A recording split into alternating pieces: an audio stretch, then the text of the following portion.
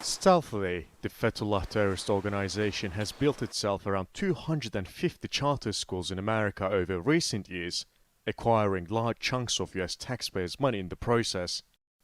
Its leader, Fetullah Gulen, has been running his terror network right from the heart of the United States.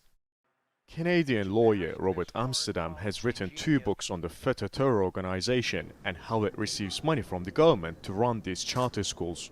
We believe in the last 10 years, the United States has paid the Gulen organization $4 billion, of which no less than $1 billion is probably profit to the organization.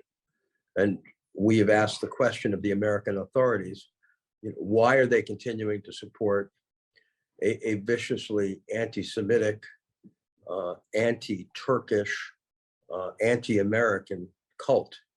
And we're still waiting for a proper answer for that.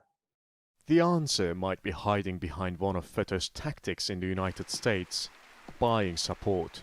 The methodology the cult uses, which is to use cultural organizations to recruit American politicians and media, so that these politicians and media work with them, often without an understanding of what they're doing. Gulen was granted a US visa in 1999 and has been living in a remote part of Pennsylvania ever since. Hidden in the Pocono Mountains, the organization uses a huge complex as headquarters protected by armed security 24/7.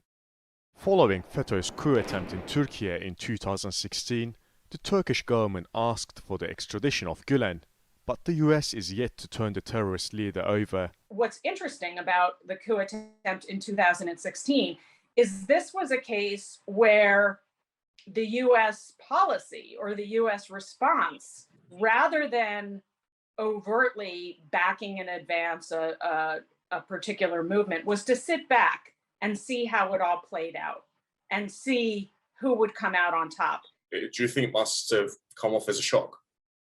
It's hard for me to believe, having been in the intelligence community and knowing, how closely the CIA monitors movements of groups globally, and certainly would be doing so in Turkey.